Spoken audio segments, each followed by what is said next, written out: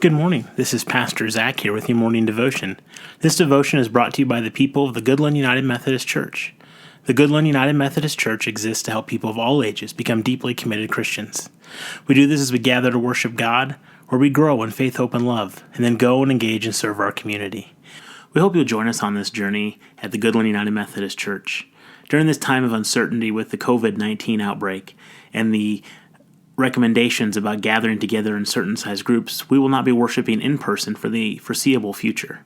However, we will weekly have a worship service that is posted on our website and on our Facebook page. We'll post that on Sunday morning for you to enjoy a message and some music and some prayer. And we'll stay connected virtually as long as we need to, just so we can be God's people together, even if we are in a social distancing situation. Today I'll be reading from Ecclesiastes chapter 3, verses 1 through 8.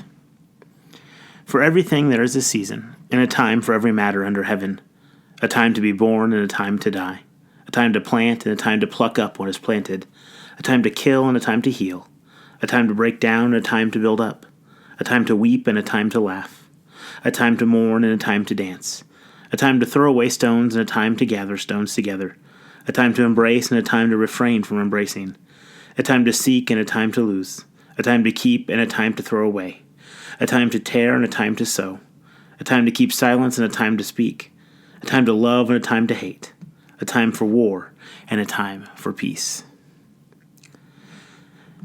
I thought about this verse as we embark on an unknown journey as communities across our country. Here in Kansas, we just learned that the Governor and the Commissioner of Education have said that all school buildings will be closed till the end of the school year and learning will happen in a non-traditional type way. This, among other closings, leaves us anxious and unsure of what's going to go on around us.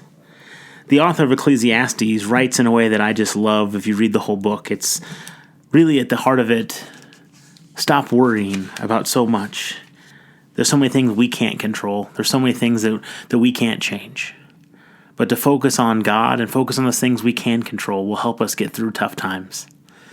The virus is happening. We're trying to do what we can to limit its spread, to flatten the curve. So we need to do our part in those ways, but we also need to remain connected to God and to one another however we can. So I encourage you to focus on those things in your life you can control. Maybe you have some projects around the house you've been putting off that you can focus some energy in. Reach out to some people that you care about, friends and family.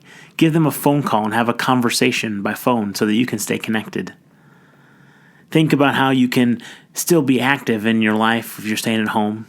Exercise, eat right, get some fresh air when you can. And one thing we can all do spiritually is pray. We can pray for each other, pray for our communities and our world, that we may feel God's presence in the midst of this and come out stronger on the other side. Thanks for joining us this morning. Have a blessed day.